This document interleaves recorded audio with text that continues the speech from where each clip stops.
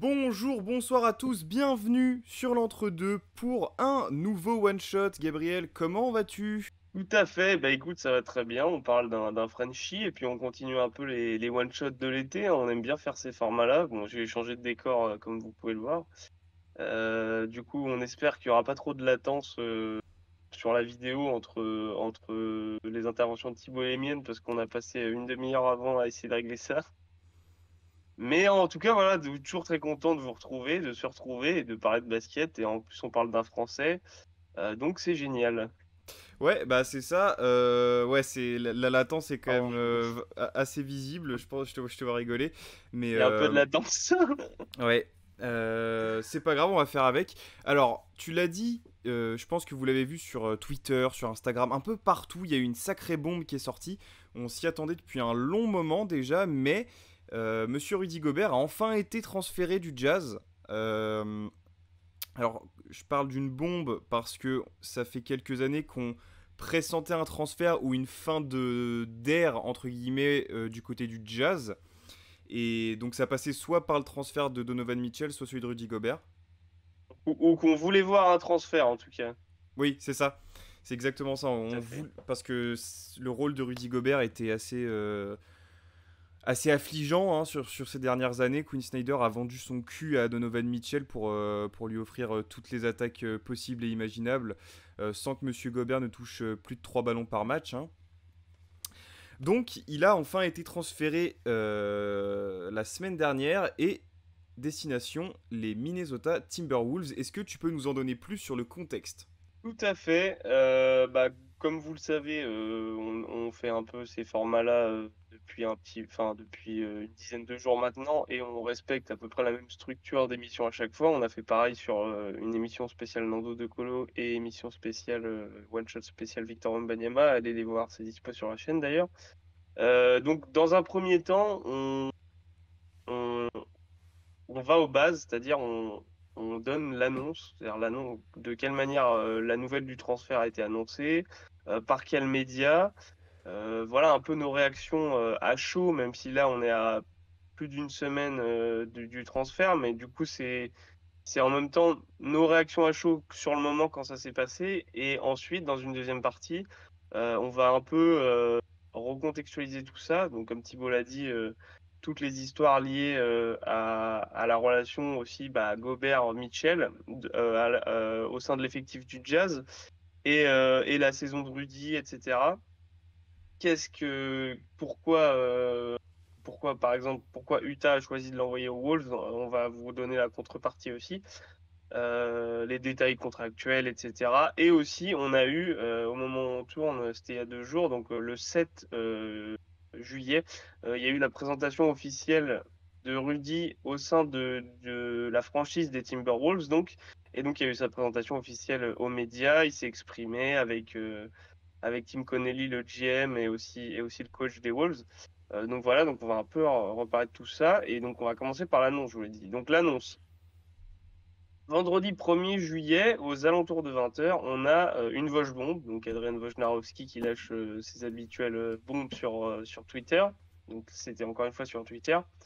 Donc Utah is trading Rudy Gobert to Minnesota, source tells ESPN. Donc pour les plus bilingues d'entre nous, c'est juste tout simplement que Rudy a été transféré de Utah vers le Minnesota. Après, il y a un second tweet dans lequel il donne exactement la contrepartie du trade, dont on en parlera un peu plus tard. Et après, bah, on vous met le lien du tweet en description de la Description vidéo, évidemment. même si bon, c'est juste un tweet, hein. Pour le coup, là, on a vraiment dit tout ce qu'il y avait dedans. C'est pas comme certains articles ou quoi, où des fois on vous conseille d'y aller pour voir un peu. C'est important de lire des articles aussi. Bon, là, c'est vraiment juste un tweet. Donc, Thibaut. Toi, comment t'as perçu enfin, ce transfert, en fait, cette nouvelle de Vosges, comment tu l'as reçue et quelle a été ta première réaction quand tu l'as appris, en fait? Alors, dans un premier temps, j'y croyais pas. J'ai cru à une fake news parce que ça fait tellement longtemps qu'on parle du trade de Rudy que je me suis dit qu'est-ce que c'est que ce bordel? C'est une vanne quoi. Donc, je suis pas tombé sur le tweet de Vosges directement. J'ai vu les gens qui s'excitaient. Du coup, c'est pour ça que j'ai cru à une blague au début. Et après, je suis tombé sur l'annonce officielle de Wojnarowski. Et après, alors j'ai eu de l'interrogation, je me suis interrogé, je me suis dit déjà pourquoi aux Wolves?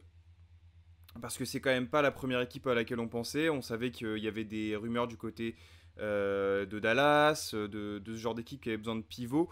Et les Wolves, c'est pas une équipe qui venait tout de suite dans la discussion parce que on sait que Towns joue 5. Alors, il a demandé à son front office et à son management de décaler au poste 4, ce qui fait que l'arrivée de Rudy se produit au final. Et je suis très content et très. Alors, je suis vraiment très content d'une part parce que je l'ai dit, ça me saoulait de voir Rudy au Jazz traité comme il l'était. Et je suis entre guillemets un fan caché des Wolves, c'est-à-dire que surtout de Karl Anthony Towns, en fait, j'adore ce joueur. Et le voir en Twin Towers avec Rudy Gobert, je suis très très impatient de voir ça. Ouais, c'est vrai que du coup, il y a toute un peu ce fantasme autour de la Twin Tower. Forcément, on en reparlera après les comme on voit l'avenir du côté de Minnesota et à la fois pour Rudy, un peu sur quoi on peut se projeter. Mais c'est vrai que, alors toi, du coup, tu l'as reçu via les répercussions de Vosges, du coup, via Twitter. Moi, c'est toi qui me l'as appris, hein, clairement. T'as fait, ouais, je sais plus si tu m'as envoyé, je sais Je plus t'ai si envoyé c'était un un texto SMS. ou si tu m'avais appelé. Mais pareil, tout de suite, t'es là, waouh, genre, comme tu dis, les Wolves, c'était vraiment pas la première équipe à laquelle on pouvait s'attendre. C'était un SMS. Les Wolves, c'est vraiment pas la première équipe à laquelle on pouvait s'attendre. On pouvait pas imaginer Minnesota en tant que point de chute pour Rudy, vraiment, en fait. C'était pas trop dans les petits papiers et dans les rumeurs. Maintenant, c'est fait, et donc, du coup, on va donc vous recontextualiser un peu ce qui a donné lieu à ce transfert. Donc, ce que l'on sait. Donc, on sait que le Jazz a été éliminé des playoffs cette saison 4-2 par les Dallas Mavericks au premier tour des playoffs. Les Mavs donc de Luka Ouais. Doncic. Mais, et c'est là que c'est important et que c'est vraiment le contexte qui change un peu l'histoire, c'est que, bon, les Mavs au complet face au Jazz au complet, le Jazz perd en 6 matchs. Bon, pourquoi pas? Bon, après, c'est toujours chiant quand t'es top 5 de ta conf de sortir au premier tour. Mais on peut se dire, bon, ok. Sauf que, et rappelez-vous, sur les trois premiers matchs pardon, de cette série, on n'a pas de Luka Doncic côté Dallas. C'est Jalen Brunson qui se transforme en Allen Iverson. Et du coup, voilà, on a vraiment. C'est pas un sweep, parce qu'au final, il y a deux victoires du Jazz dans cette série, mais ça y ressemble pas mal. À la suite de ça, le management d'Utah, enfin plus précisément Quinn Snyder, donc le coach qui était coach de Utah depuis plusieurs saisons maintenant, euh, quitte le club le 5 juin. Il annonce qu'il quitte le club. Et donc, on peut comprendre peut-être par la suite le désir de Utah de tourner une page.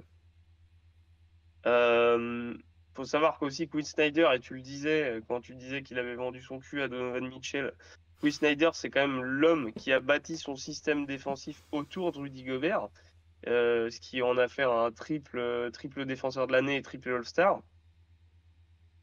Et donc, ce qu'on peut tout de suite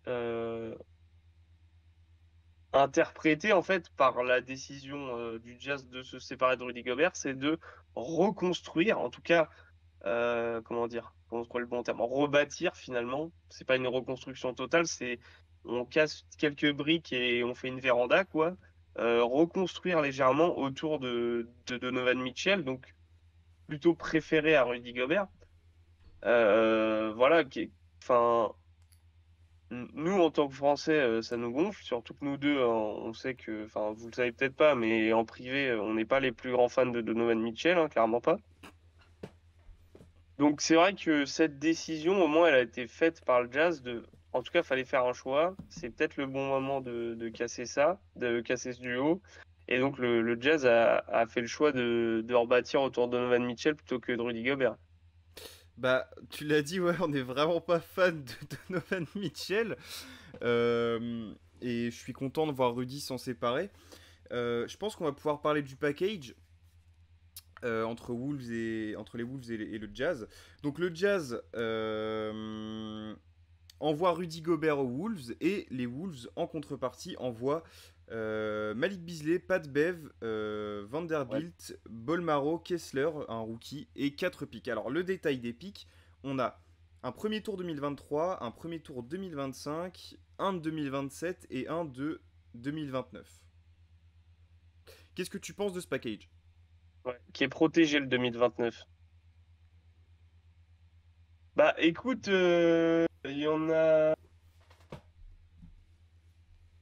C'est intéressant parce que après, on en parlera plus tard parce que c'est plus tard dans le conducteur, mais il y a une déclaration de Tim Connolly, donc le GM des Wolves, euh, au moment de la présentation de Rudy aux médias avec le maillot des Wolves, etc., qui en parle indirectement de ce package du coup.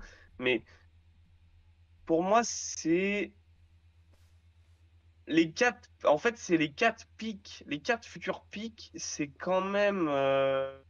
4, c'est beaucoup. 4 futurs picks, je trouve ça énorme en fait. Ouais. Enfin, typiquement, là, on est aussi en train de voir les Nets qui sont en train d'essayer de récupérer le meilleur package possible pour trader Kevin Durant. On n'est même pas sûr qu'ils puissent avoir 4 picks, tu vois. Et là, tu donnes 4 picks pour Rudy Gobert, avec tout ce qu'on connaît, hein, c'est un défenseur all-time. Mais 4, en fait, c'est les 4 picks, moi, vraiment, qui Plus me. 3 joueurs. 2, 4 je picks pense, plus ça aura 3 peut-être joueurs. déjà suffi, tu vois. Même plus que ça de joueurs, beaucoup trop de joueurs. Sachant que les Wolves, après les Wolves, je pense, comptent être compétitifs à court terme, mais là, il y a quand même des choix qui vont jusqu'en 2027 et 2029, donc c'est le très très ouais, c'est le 2000, ouais, 4 ou 5. Les drafts 2027 et 2029 en NBA, c'est quand même du extra long terme, hein, on va pas se mentir. Donc on ne sait pas ce que fera Minnesota en termes de résultats compétitifs à ce moment-là. Moi, 4 picks, je trouve ça beaucoup. Après, tu as Malik Beasley, qui est un mec en sortie de banc, mais je suis pas sûr que le Jazz le garde, parce que dans le genre, j'ai le même profil que Jordan Clarkson, en moins fort, voilà. Pat Beverley, il a déjà dit qu'il est en train de négocier avec le Jazz pour essayer de quitter, parce que lui, à son âge, ça lui gonfle un peu une reconstruction, ce que je peux comprendre. Jared Vanderbilt, c'est un bon poste 4, ouais, un grand poste 3, vraiment poste 4, moderne, à développer, qui a montré des belles choses, mais qui sera peut-être jamais All NBA, tu vois. Leandro Bolmaro, c'est pareil, c'est un jeune talentueux argentin, je crois qu'il est. Euh, Bon joueur, mais dans l'absolu, c'est pas lui qui va te changer ta franchise. Dans l'absolu, en NBA, dans la NBA actuelle, c'est plus un bon role player au grand max. Et Kessler, qui est un rookie, qui a un poste 4-5 vraiment intérieur, qui lui est vraiment le mec qui, à court terme, remplacerait Rudy dans l'effectif du Jazz, j'ai l'impression. Ça, c'est plutôt un bon coup. En plus, il a été pris plutôt haut, du coup, à la dernière draft, il était top 15-20, je crois. Donc, ça, pour le coup, c'est un bon coup.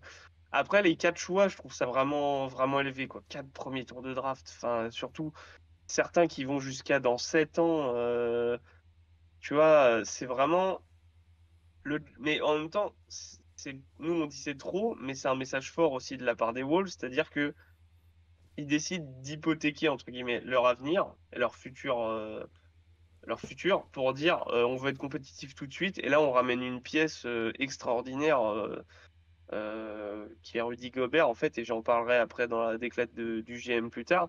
Donc voilà, donc ils ont fait ce move-là et moi je trouve ça un peu beaucoup 4 pics, mais voilà, mais j'aimerais bien avoir ton avis aussi. Bah justement en fait mon avis justement il rejoint aussi la déclaration du GM, donc je pense que je peux la lire, je sais pas si tu voulais absolument la lire. Donc Tim Connelly est sorti en disant: on s'est rendu compte au fur et à mesure des discussions que nous n'aurions pas beaucoup d'autres opportunités pour récupérer un joueur comme ça dans son prime. Et Bah, c'est vrai parce que c'est un petit marché quand même, les Minnesota Timberwolves, ça reste un petit marché. Et avoir un joueur de la trempe de Rudy Gobert, c'est pas donné tous les ans. Surtout que là c'était vraiment l'occasion parfaite. Et en plus, je vais parler de ça, je vais embrayer sur ça juste après, mais la taille du package pour Rudy Gobert montre bien que eux vont sûrement porter de l'intérêt à ce joueur-là, parce que là c'est vraiment un investissement sur l'avenir, parce que tu l'as dit, t'envoies 5 joueurs, des jeunes qui pouvaient donner des choses, qui avaient montré des belles choses en tout cas, que ce soit en playoff là, sur cette année ou avant aussi, pendant la saison, et même les saisons d'avant pour certains, il y avait eu des très bonnes choses. Plus tout est pic jusqu'en 2029, ou en tout cas beaucoup de pics jusqu'en 2029, donc ça montre que c'est pas juste un one shot et oh bah si ça marche pas tant pis. Non, là il y a quand même un investissement énorme de la part du management et avec des grosses conséquences de la part du management des Timberwolves, donc je pense que ça va faire plaisir à Rudy. Maintenant je voulais embrayer sur, oui, l'idée de cette réunion entre globalement Towns et Gobert, c'est de prendre le contre-pied du small ball actuel en NBA instauré par les Warriors en 2016 par là quoi, et qui maintenant a envahi la NBA et tous les rosters, et peut-être que ça peut être payant parce qu'on l'a montré, Rudy peut être efficace même sur des extérieurs en couverture de cercle. Towns lui est peut-être plus à l'aise au poste 4, et on sait que sur des changements de poste comme ça, les joueurs peuvent faire des dingueries et faire des saisons MVP. J'aimerais beaucoup. Mais même en défense, on sait que Towns avait des grosses difficultés, et Rudy peut apporter ça en fait. Et là, ça. Enfin, en fait, le contre-pied du small ball actuel, c'est un vrai pari. Attention, ça peut être un échec total aussi. Hein. Il n'y a pas des garanties à 100%. Mais je pense que c'est une bonne idée parce que même si t'as du mal à défendre, ce qui m'étonnerait avec Rudy parce qu'on connaît toutes ses Ouais, qualités, et en plus Anthony Edwards peut défendre aussi, Towns on peut essayer de le cacher, tu perds pas de bef, c'est dommage, mais bon, tu vas essayer de bricoler. Par contre en attaque, qui va réussir à te défendre? Est-ce que Draymond Green va pouvoir défendre 40 minutes sur Rudy Gobert? Je ne pense pas. ouais. Bah, c'est intéressant ce que tu dis parce que c'est vrai que là, on a enfin, en tant que tous les fans NBA, on a un peu à chaque fois le fantasme de la carte Twin Towers. Donc vraiment deux tours de contrôle dans une raquette. Et c'est vrai que ça me fait penser à un truc, c'est que la dernière fois que de notre génération en tout cas, et enfin, même la dernière fois tout court, qu'on a eu deux Twin Towers ensemble, c'était chez les Pels l'année où il y a Cousins et Davis. Et qui font une bête de saison d'ailleurs avant que Cousins se pète. Et que se pète, je crois il se fait les croisés, je crois. Donc Un truc ils sale. font une bête de saison et on est en mode fantasme, en mode waouh, enfin à l'époque t'as deux des allez 5 meilleurs intérieurs de la ligue qui ont joué dans la même raquette et on est comme des oufs et en vrai ça donne des trucs de malade mental et c'était très stylé. Et ce qui est intéressant c'est que je vais comparer le cas de enfin le contexte actuel de Karl Anthony Towns à celui d'Anthony Davis à l'époque, c'est-à-dire qu'à l'époque Anthony Davis euh, à la fac, il joue 5. Et quand il arrive au Pels, à partir du moment où il arrive au Pels, il joue 5. Vraiment, en fait. Après, des fois, il a quelques éboueurs à côté de lui, genre Omer Hachik, des mecs comme ça. Il y a aussi Alexis Aginsa qui a joué un peu avec lui aussi avant d'être blessé. Mais il joue la plupart du temps 5 au début avec les New Orleans Hornets pour les anciens, et ensuite avec les Pels. Et en fait, on s'est rendez-vous compte là, aujourd'hui, Anthony Davis, il est hyper à l'aise en 4, il joue en 4, et même avec les Lakers, il a toujours voulu jouer en 4, etc. Et on a vu le délire que c'est venu, enfin, la dinguerie que c'est devenu même défensivement, ce changement de poste. Et en fait, je vois un peu Karl Anthony Towns comme ça, c'est-à-dire que c'était des très forts intérieurs isolés dans des petits marchés qui en fait devaient dépanner au poste 5, qui n'était pas leur poste naturel parce que même si Davis était défensif, mais il était plus défensif que Towns ne l'est. Mais parce qu'il devait dépanner, parce qu'en gros, il y avait très peu d'entourage, et comme c'était des petits marchés, par exemple, tu l'as dit, tu pouvais pas signer de gros agents libres et tout. Et bim, tu fais des trades qui te ramènent un autre big man, et en fait, ça permet de changer de poste. Et Karl Anthony Towns est comme un ouf depuis qu'il sait que Gobert est arrivé, parce qu'il sait qu'il va pouvoir se concentrer sur moins des tâches ingrates d'intérieur, donc défendre, prendre des rebonds, se battre. On sait que c'est pas le joueur c'est un joueur qui est catégorisé comme plutôt soft, Karl Anthony Towns, qui aime pas trop la maillotche, quoi. Euh, et donc, du coup, Rudy va lui apporter tout ça, enfin, va compléter tout ça, en fait, d'une très bonne manière, puisque, bah, enfin, on parle d'un défenseur all-time et même en attaque, en fait, c'est fou parce que ça veut dire que enfin, sur le terrain, en fait, tu as tout le temps au moins un des deux. Et rien que ça, en fait, c'est fou parce qu'en fait, c'est soit tu domines offensivement avec l'un et tu peux te démerder défensivement, donc avec Karl Anthony Towns, soit tu domines défensivement avec l'un et tu as quand même des options en attaque avec Gobert, qui est une cible de alley-oop, etc. Donc, rien que ça, c'est fou. Ça va aussi, je pense, énormément décharger D'Angelo Russell en termes de main pur, parce que là, en plus, il va avoir un vrai partenaire de pick and roll qui pose des écrans XXL, etc. Anthony Edwards va, je pense, se régaler aussi. Donc, ouais, pour moi, c'est vraiment c'est le fantasme. On a de nouveau des Twin Towers en NBA et rien que ça, en fait, c'est un gros événement en fait parce que voilà, et c'est pas juste des Twin Towers, c'est pas juste deux grands mecs dans la même raquette, c'est vraiment des All-Stars, voilà, des mecs qui ont des talents fous chacun dans leur style et qui vont jouer ensemble. Et c'est une très bonne nouvelle pour Minnesota et pour nous en tant que fans de Rudy Gobert et fans des Français en NBA parce que je pense que, tu l'as dit, il va être le package qu'ils ont donné à Utah fait que déjà, ils le respectent en fait. Qu'on avait certains doutes avec Utah à certains moments en fait, où en fait, c'est pas qu'ils le respectaient pas, mais c'était en mode les gars, en fait, c'est pas juste un grand baobab qui fait des courses dans l'axe et qui prend des rebonds, hein. C'est un vrai joueur de basket complet, Rudy Gobert. Donc voilà, donc en fait, t'as cette sensation que les Wolves veulent lui faire confiance, avaient besoin de ce mec-là, de ce genre de mec pour passer un cap. Et c'est tout ce qu'on attend du coup. Et enfin, moi perso, j'ai ultra hâte de voir Rudy la saison prochaine avec Karl Anthony Towns. Juste dernière info avant de te relancer là-dessus. On n'a pas parlé des détails contractuels et certaines déclarations de Rudy. Le contrat, il a 3 saisons encore garanties là, en comptant la prochaine, celle qui va arriver.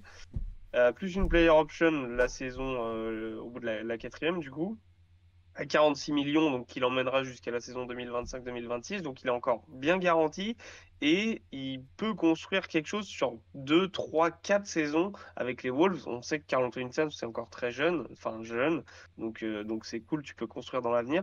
Et là où je disais que nous on le connaît, Rudy, c'est un compétiteur de l'extrême, etc.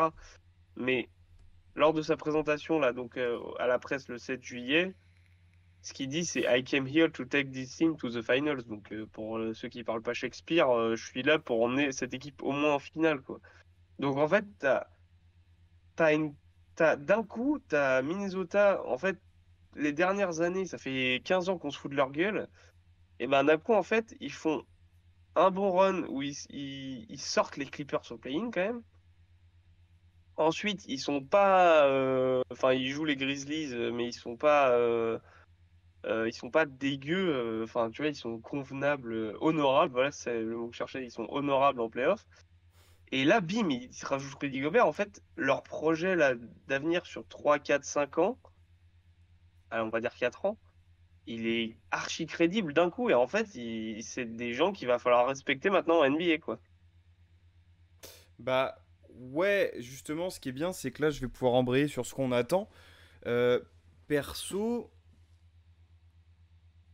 déjà, on a vu que Towns était très heureux de la venue de Rudy. Et il y a beaucoup de gens qui s'interrogeaient sur le fait que est-ce que Rudy va pouvoir avoir plus de ballons et être plus efficace en attaque. Ma réponse à moi, c'est oui. Parce que tu vas être vraiment dominant dans ta raquette. Parce que Towns va vraiment jouer au large pour le coup. Ce qu'on a pu voir sur certaines séquences avec le Jazz pendant plusieurs années, avec du Joe Ingles ou quoi en poste 4. Euh, Bonjour. et en plus, t'as Dilo pour lui faire des passes. T'as Dilo qui va créer du jeu pour lui. C'est pas des. Dilo, il peut avoir un profil croqueur certaines fois, mais bon, déjà, il y a Anthony Edwards qui a bien pris cette tâche-là, on va dire. Et c'est des mecs intelligents, tu vois, même s'ils aiment bien, même si c'est un peu des kékés, des mecs qui jouent flashy, c'est des mecs intelligents, ils vont voir si jamais ça sort vraiment beaucoup à l'extérieur, ils vont envoyer à Rudy. Enfin, et l'autre, il met un pied dans la raquette, il a juste à sauter, il dunk et c'est terminé, Ce que quoi. je disais. Et moi, je suis très très excité par cette arrivée parce que tu l'as dit, ça fait longtemps qu'on n'avait plus de Twin Towers en NBA et ça a toujours marché en fait avec des joueurs de ce niveau-là, ça a toujours marché. Ça a toujours marché et voir Rudy s'intégrer au groupe de Minnesota qui est assez jeune finalement, ça peut être que bénéfique en fait. Parce que même sur les contre-attaques, ils vont aussi. Rudy il cavale, donc il va avoir des contre-attaques, ils vont lui envoyer le ballon. Enfin, je vois pas comment il ne pourrait pas s'éclater dans cet effectif-là, en fait, et avec ces gars-là. En plus, c'est des bons gars, tu vois, c'est pas des mecs à histoire. C'est pas Donovan Mitchell qui a un melon de la taille d'une pastèque, par exemple. Euh, c'est vraiment des mecs. C'est un peu des kékés, mais c'est enfin, c'est entre guillemets, quoi. Euh, mais c'est des mecs humbles et qui sont là pour kiffer, tu vois, ils se prennent pas pour ce qu'ils ne sont pas non plus. Sur le terrain, en tout cas, ça se voit. Tout le monde sait quel rôle il a et à quelle place il est. Donc moi je me fais aucun souci pour Rudy, je suis même plutôt excité de voir ce qui va se passer en fait. J'ai vraiment hâte, vraiment vraiment hâte de voir ce qui va se passer. Carrément, moi pareil. Après, c'est vrai que là, j'y repensais en relisant les contreparties. Leur vraie perte dans ce transfert-là, quelque part, mis à part les quatre premiers tours de draft, mais c'est en joueur à l'instant T, là, c'est Patrick Beverley. Mais du coup, tu peux quand même, bah, défensivement, il a fait quand même pas mal de bien cette saison. Et puis même dans la mentalité de, ouais, on lâche rien et tout, tu vois, même si on peut aimer ou ne pas aimer le joueur. Mais, enfin, l'homme plus, parce que le joueur, en vrai, voilà. Mais si, moi, je considère que c'est un peu quand même une vraie perte, mais tu récupères Rudy Gobert, donc voilà, donc ce que tu perds d'un côté, tu vas le récupérer fois 10 de l'autre. Mais c'est vrai que voilà, il va peut-être ils ont un cap bien rempli là. Il va falloir aller chercher des vétérans au minimum. À voir ce qu'ils vont faire. Mais en tout cas, je suis d'accord avec toi. Je suis très très excité de voir Rudy dans une nouvelle franchise et de s'éclater peut-être parce qu'en fait, de toute façon, enfin, il va y avoir des séquences de jeu. Comme tu dis, en fait, Karl Anthony Towns, pour moi, va quand même pas mal jouer intérieur, mais mid-post, quoi, comme un vrai 4 à l'ancienne. Et à aider Rudy sur des jeux en triangle ou des retours de passe, enfin le servir. Et des fois, justement, au contraire, on sait qu'Anthony Towns, c'est quand même un pivot, enfin un intérieur, parce que maintenant il va jouer 4 mais un intérieur qui tourne à 40% à 3 points. Donc il va pouvoir des fois vraiment jouer stretch 4 en fait et laisser Rudy démonter des raquettes.